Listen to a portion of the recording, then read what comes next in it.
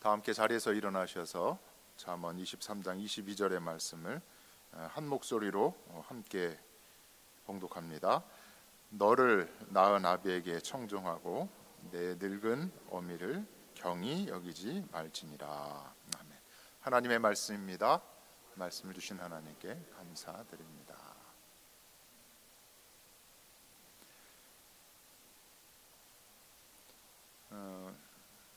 한국에서 2024년도 12월 말이죠. 드디어 대한민국이 초고령 사회로 진입을 했다라고 하는 언론의 발표가 있었습니다. 초고령 사회, 여러분 들어보셨나요? 고령 사회라고 하는 말도 있고 초고령 사회라고 하는 말도 있는데 65세 이상의 주민등록 인구가 14%를 넘으면 고령 사회라고 하고요. 20%를 넘을 경우에 초고령 사회다라고 이야기를 합니다. 일본과 이탈리아, 독일 등 세계적으로 한 19개 나라, 19개의 나라가 초고령 사회 국가가 되었는데 한국이 2024년에 20번째로 초고령 사회로 진입을 한 것입니다. 문제는 20번째 됐으니까 그냥 가겠지, 그것이 아니라 한참 전에 이제 일본이 먼저 초고령 사회가 되었는데 한국의 속도가 너무 빠르다라는 겁니다. 14년 만에 고령 사회에서 초고령 사회로 진입을 하였다. 14년 만에. 우리 교회 경우도 제가 몇 주 전에 권사님들 말씀하신 걸 옆에서 들었는데 50대 중후반의 권사님들 몇 분이 모이셔서 우리 교회에서는 우리가 가장 젊은 사람들 아니야? 대부분 여러분 주변에 보시면 어르신들이 많이 계십니다.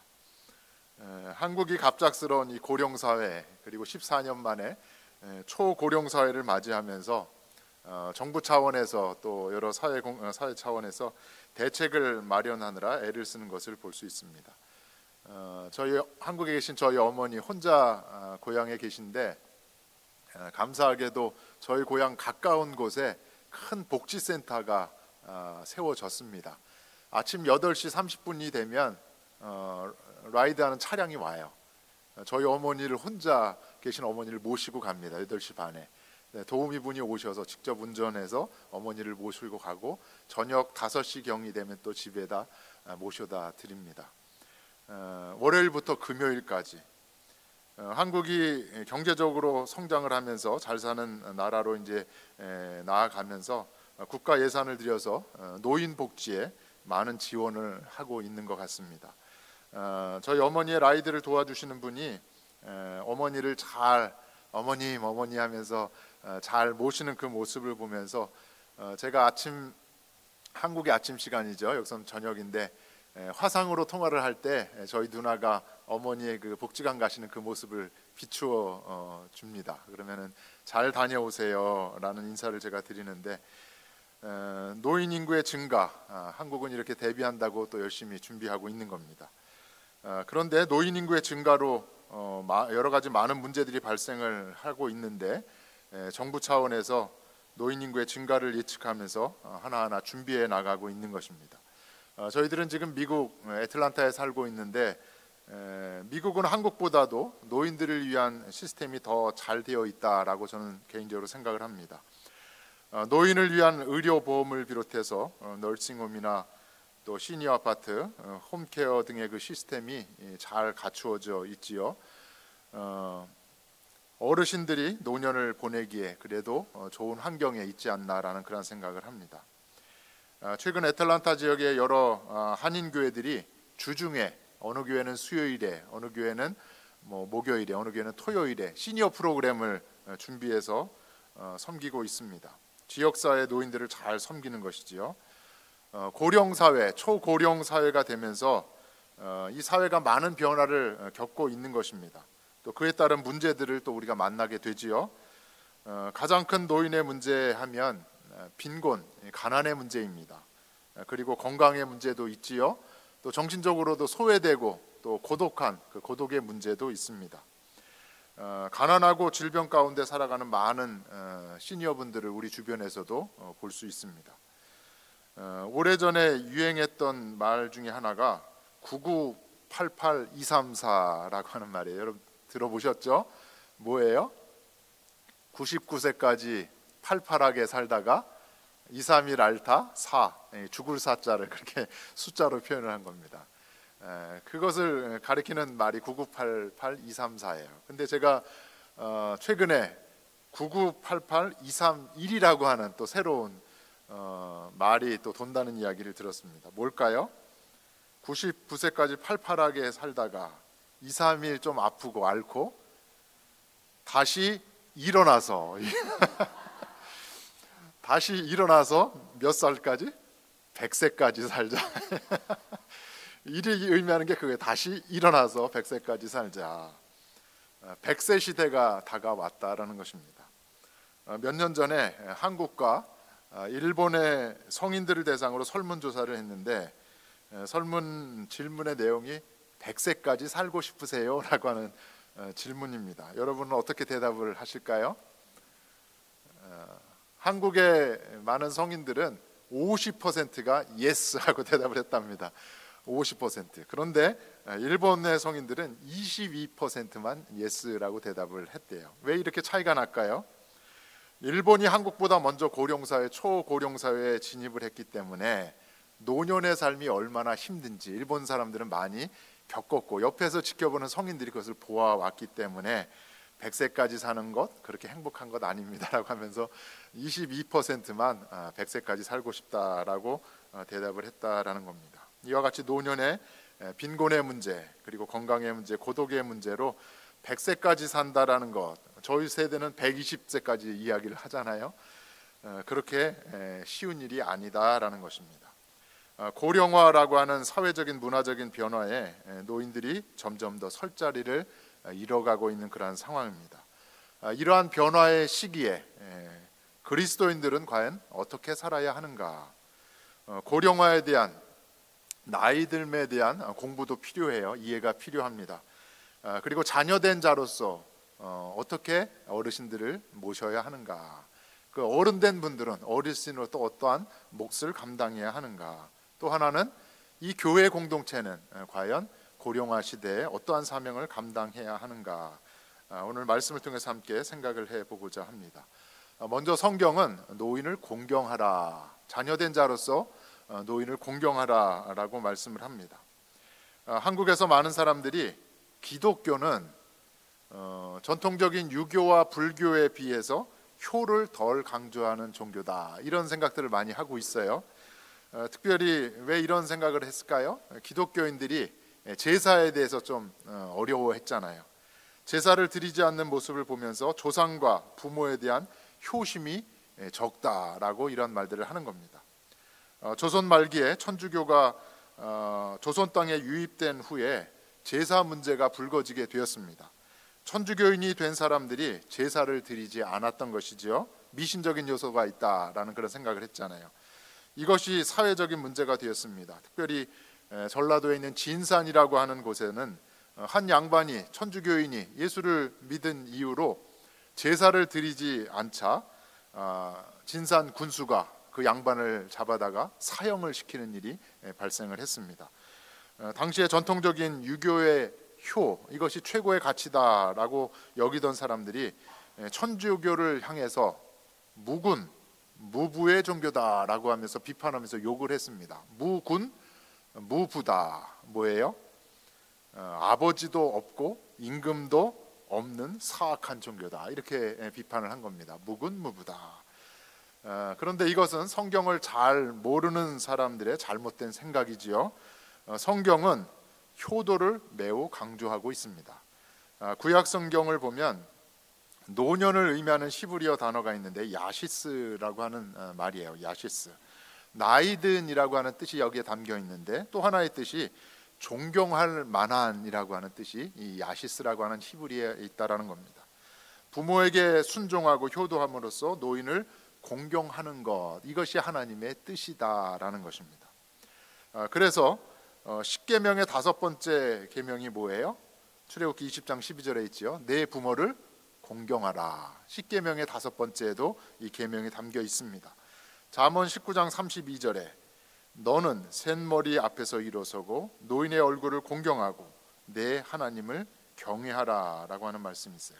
셋머리, 나이가 들어서 머리카락이 휘어진, 우리 이해자 장로님처럼 머리카락이 휘어진 그것을 셋머리라고 하는데, 잠언 16장 31절을 보아도 백발은 영화의 면류관이다 라고 하는 말씀이 있지요. 오늘 우리가 읽은 잠언의 말씀도 마찬가지입니다. 노인을 공경하라고 하는 말씀이 성경에 이렇게 많이 있습니다. 노인들을 존경하고 부모님께 효도하는 것, 이것이 바로 하나님의 뜻이고 하나님이 기뻐하시는 일이라는 겁니다. 어르신을 공경하는 것, 하나님을 경외하는 자들의 마땅히 행할 바라는 것이죠. 그래서 신명기는 부모를 공경하는 자는 장수하며 복을 누리게 될 것이고 부모를 경홀히 여기는 자는 저주를 받을 것이다 라고 신명기는 말씀하고 있습니다. 며칠 전에 제가 한국에 있는 가족들과 통화를 하고 있는데 어버이날을 맞이해서 가족들이 함께 식사를 했다고 합니다. 함께 여러 식구가 밥을 먹으니까 밥값이 적지 않지요. 그런데 며칠 전에 그 식사한 그 밥값을 저희 형에게 두 명의 그 아들이 있어요. 조카가 둘이 있는데 막내 조카가 카드를 꺼내서 오늘은 제가 계산합니다 하면서 20대 막내가 밥값을 냈다라는 겁니다. 얼마 전에는 큰 조카가 밥값을 계산을 했대요. 그리고 작년부터는 이 조카들이 시골에 이제 할머니 댁에 방문을 하면 하얀 봉투에다가 할머니께 드릴 용돈을 가지고 온다는 거예요. 대학을 졸업하고 직장 생활을 하는, 사회 생활을 하다 보니까 본인들이 수입이 생기다 보니까 봉투에 할머니 드릴 용돈을 큰 조카도 작은 조카도 또 저희 형님도 저희 누나도 이제 그런 용돈을 챙겨 왔다라는 것입니다. 용돈을 받는 것이 아니라 이제 이만큼 키워 주셨으니 오히려 어르신들께 용돈을 드리기 시작을 한 것입니다. 사실 저도 한국에 가끔 방문을 하게 되면 집안의 어르신들을 찾아뵙고 인사를 드립니다. 근데 빈손으로 가지 않고 저도 꼭 봉투를 가지고 갑니다. 작은 아버지, 작은 어머니, 또 큰 어머니를 찾아뵐 때, 또 외가 식구들, 어르신들을 찾아뵐 때 제가 봉투를 드리면 받으려고 안 하세요. 예전에 저에게 그렇게 기쁨으로 용돈을 주셨던 어르신들인데, 그러면 제가 지금은 받으실 때입니다 하면서 주머니에 용돈을 넣어드리곤 합니다. 사도 바울도 그리스도인으로서 어떻게 이 땅의 삶을 살아가야 하는가를 이야기하면서 부모에 대한 효를 강조했지요. 에베소서 6장 1절에 있는 말씀입니다. 함께 읽겠습니다. 자녀들아, 주 안에서 너희 부모에게 순종하라. 이것이 옳으니라. 부모 공경을 이렇게 권면을 했습니다. 비슷한 말씀이 골로새서 3장 20절에도 있습니다. 새번역 성경인데 우리 한 목소리로 읽겠습니다. 자녀된 여러분, 모든 일에 부모에게 복종하십시오. 이것이 주님을 기쁘게 해드리는입니다. 부모 공경하는 것, 어른 공경하는 것, 하나님을 기쁘시게 해드리는 일이라는 겁니다. 사랑하는 성도 여러분, 저와 여러분이 자녀된 자로서 어른을 공경함으로써 하나님을 기쁘시게 할 수 있는 저와 여러분이 되어지기를 주의 이름으로 간절히 축원합니다. 또 한 가지 성경은 노인에 대해서 노인을 지혜의 원천으로 묘사를 하고 있습니다. 노인들의 오랜 경험을 통해서 지혜가 나온다라고 말하면서 젊은 사람들은 노인들의 가르침을 잘 받아야 한다라고 성경이 이야기를 합니다. 구약 성경에 장로라고 하는 말이 많지는 않지만 장로라고 하는 말이 있어요. 히브리어로 자켄이라고 하는 단어인데, 본래 이 장로 자켄이라고 하는 뜻은 노인의 얼굴을 보면은 긴 수염이 있잖아요. 노인에게 있는 그 긴 수염이 자켄인데, 구약에서 사용된 이 자켄이라고 하는 말은 연령이 높고 인생의 경험이 풍부한 지도자를 자켄으로 이야기를 합니다. 가족이나 공동체 안에서 재판을 하거나 시시비비를 누군가 가려줘야 되잖아요. 어르신이 해야 되잖아요. 재판을 하거나 충고와 권면을 통해서 지도하는 사람을 장로라고 한 것이죠. 열왕기상 12장을 보면 분열왕국이 시작되는 그 과정 가운데 르호보암에 관한 이야기가 나와요. 그런데 르호보암이 부친 솔로몬의 생전에 충성했던 노인들의 그 훈계를 듣지 않았습니다.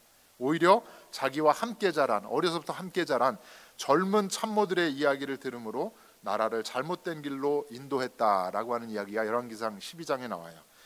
솔로몬은 어떻게 나라를 잘 다스렸다는 거예요? 연령이 높고 인생의 경험이 풍부한 노인들의 이야기를 들었다라는 겁니다. 귀 기울여서 이 지혜 있는 분들의 말씀을 잘 들어서 그 도움을 받아서 왕의 직무를 솔로몬이 잘 감당했다라는 것이죠. 성경에서 노인들은 분별력과 지혜를 가진 자로서 공동체 안에서 재판관, 권면자, 상담자의 역할을 감당했다라는 것입니다. 창세기를 보면 노인들의 이야기가 많이 나오지요. 이삭과 야곱의 노년의 모습을 보면 후손들에게 하나님의 뜻과 축복을 전달하는 예언자로, 그리고 중보자의 역할을 감당하는 사람으로 소개되어져 있습니다. 신명기 33장 1절에도 모세에 대해서 이런 이야기가 나와요. 하나님의 사람 모세가 죽기 전에 이스라엘 자손을 위하여서 무엇을 하였다? 축복을 하였다라고 이렇게 소개되어져 있습니다. 하나님과 함께하는 노인은 이 땅에서의 생의 마지막 순간까지 자녀들에게, 후손들에게 믿음으로 축복해주는 귀중한 사명과 특권이 이 노인들에게 주어졌다라는 것입니다. 미국의 유명한 정치가 스티븐슨이 프린스턴 대학에 가서 이러한 강연을 했다고 합니다. 이 세상에는 두 가지 종류의 지식이 있다. 하나는 학교에서 배우는 지식인데 우리가 책을 읽고 또 외우고 쓰고 발표하고 또 강의 시간에, 세미나 시간에 함께 토론하면서 머리에서 나오는 그 지식이 있는가 하면 또 다른 하나의 지식이 있는데 그것은 머리에서 나오는 것이 아니라 삶의 경험에서부터 나오는 지식이다. 삶의 경험에서 나오는 지식은 주로 먼저 인생을 경험한, 살아가신 어르신들을 통해서 배울 수 있다라고 하는 말입니다. 이러한 이유에서 어르신들은 오랜 삶의 경험을 통해서 그 얻은 지식과 지혜를 후손들에게, 젊은이들에게 가르쳐야 하는 것이죠. 몇 년 전에 작고하신 연세대학교 명예 교수님이셨죠. 김동길 교수님께서 80이 넘은 나이에 또 하나의 책을 낸다라고 하면서 2015년에 한 권의 책을 출판했습니다. 그 책의 제목이 나이 들미 고맙다라고 하는 제목의 책이에요. 서문에서 이렇게 이야기를 합니다. 젊어서 내가 많은 책을 냈는데 80이 넘은 나이에 또 책을 내는가? 주변에서도 많은 질문을 했겠죠. 그 이유에 대해서 노년에 주어진 숙제가 있기 때문이다. 내가 지금 80이 넘어서 이제 구순을 향해서 가고 있는데 노년에 나에게 주어진 하나님께서 맡겨주신 숙제가 아직 남아있다라는 겁니다. 노인에게도 청년의 때 못지않게 이루어야 할 사명이 있다라는 겁니다.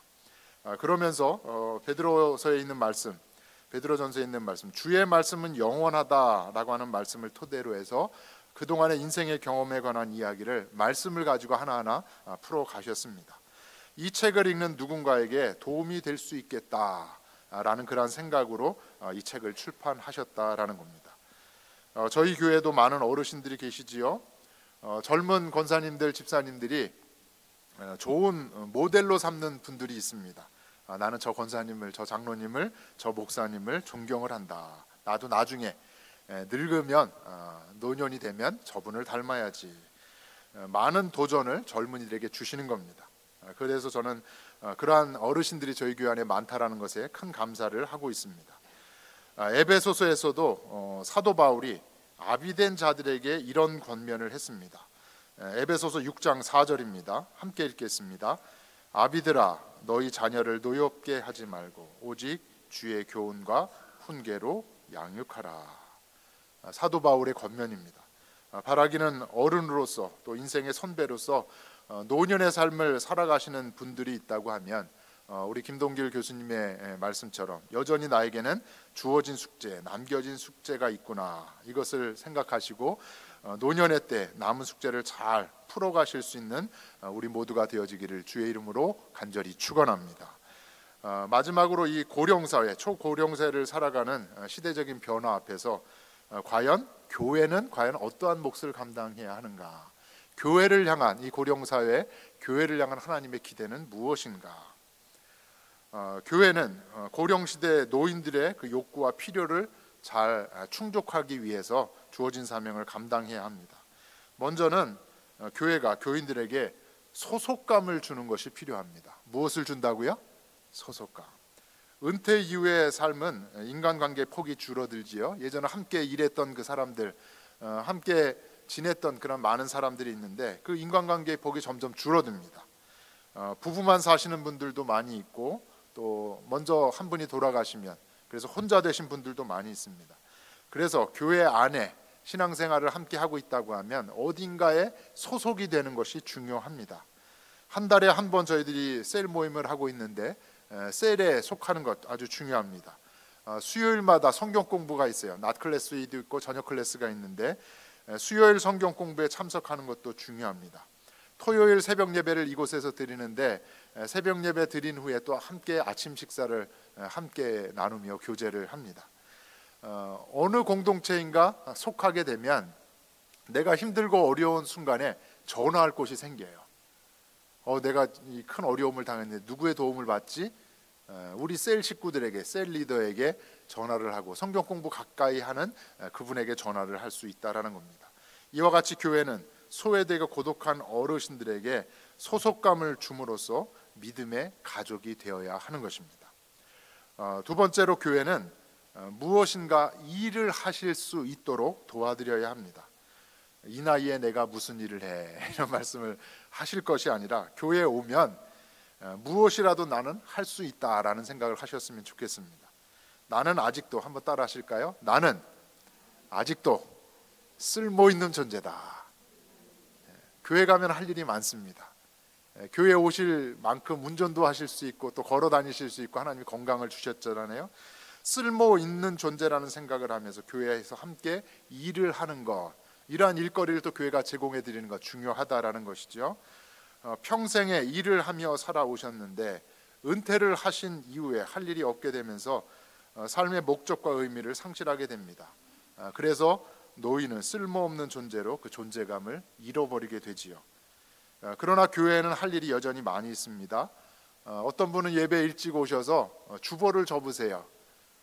제가 사실은 토요일마다 주보를 프린트해서 주보를 접어서 그 안에 필요한 것들을 넣었는데 어느 한순간 이건 권사님들도 하실 수 있는데 라고 하면서 예배위원회에 부탁을 드렸습니다. 주일 일찍 오셔서 한 10분 일찍 오셔서 주보를 접어서 예배 준비를 하셨으면 좋겠습니다.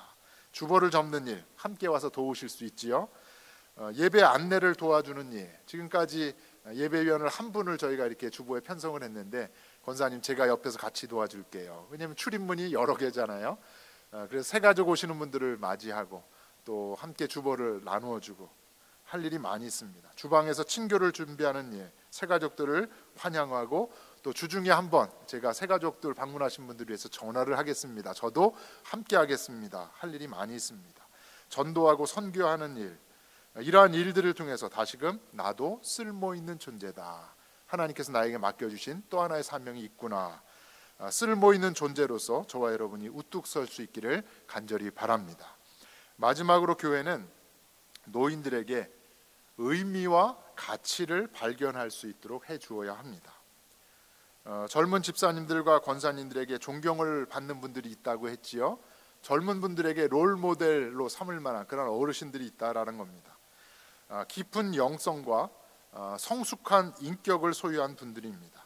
교회가 감당해야 될 사명 중에 하나가 노년의 시기에 노인들에게 깊은 영성을 갖게 하고 또 인격의 성숙을 갖게 하는 것을 도와드리는 일을 교회가 해야 한다라는 겁니다. 예수님을 닮아가면서 성화의 과정을 밟아가고 있지요. 감리교를 창시한 존 웨슬리가 말한 성화의 목표인 그리스도인의 완전 크리스찬 퍼펙션을 향한 마지막 노력을 우리 교회가, 우리 성도들이 함께 기울여야 한다라는 것입니다. 헨리 나우엔이 노인은 백발의 영광이라고 하는 책에서 인생을 수레바퀴에 비유를 했습니다. 여러분 수레바퀴 한번 생각해 보세요. 둥그런 수레바퀴인데 수레바퀴가 잘 기능을 감당을 하고 잘 굴러가고 또 부서지지 않는 이유는 그 중간중간에 뭐가 있어요? 살이 있습니다. 수레바퀴에 살이 있어요. 생각해 보세요. 수레바퀴의 살의 길이는 어떤가요? 원형이기 때문에 다 똑같습니다. 헨리 나우엔이 수레바퀴 비유를 이 책에서 소개를 하면서 어려서 유아기 때를 거칠 때나 아니면 청소년기를 거칠 때나 중년의 때나 노년의 때나 이 수레바퀴의 길이는 똑같다라는 겁니다. 내가 나이 들었는데 이제 뭘 할 수 있겠어? 그것이 아니라 수레바퀴의 그 살이 짧아지는 것이 아니라 노년의 때도 그 길이는 똑같다라는 것입니다. 그러면서 헨리 나우엔이 이런 이야기를 했습니다. 늙음은 수레바퀴가 굴러가는 것 같다. 수레바퀴와 같이 삶의 바퀴를 천천히 완성해 가면서 받음이 나누어 줌으로 여물며 젊었을 때 어렸을 때는 어르신들로부터 사랑도 받고 또 용돈도 받고 그랬지만 이제는 노년의 때는 나누어 줄 것이 많이 있다라는 겁니다. 나누어 줌으로 여물며 삶이 죽음을 가볍게 한다. 늙음은 숨기거나 부정할 것이 아니라 천천히 삶의 신비를 우리에게 보여주는 성장 과정으로 이해하고 노인의 때, 노년의 때 이제 서서히 저물러 가는 거지 그렇게만 생각해서는 안 된다라는 겁니다. 여전히 노년의 때 수레바퀴의 살은 동일하다라는 것이죠. 성장 과정으로 이해하면서 긍정하면서 체험해야 한다. 노년의 때를 잘 보내야 한다. 이것이 바로 헨리 나우엔의 수레바퀴의 비유인 것입니다. 저와 여러분 교회가 또 어르신들이 수레바퀴의 마지막 살을 튼튼하게 잘 만들어서 중심축에 잘 연결되어 줄 수 있도록 맞추어 줄 수 있도록 도와주는 그 목, 그것이 바로 우리에게 교회에게 있다라는 겁니다. 노년의 때 영적인 성숙과 인격의 통합을 위해서 의미와 가치를 발견하도록 도와주는 것, 그것이 아주 중요한 교회의 사명이다라는 것이죠. 김동길 교수도 그의 책에서 이런 말을 했습니다. 나이 들미 고맙다. 고마운 이유 중에 하나가 나이 들매 그 시간은 예수 그리스도께로 가는 길목과 맞닿아 있기 때문이다라는 겁니다. 예수님을 만나는 그 길목, 거기에 맞닿아 있는 시기라는 겁니다.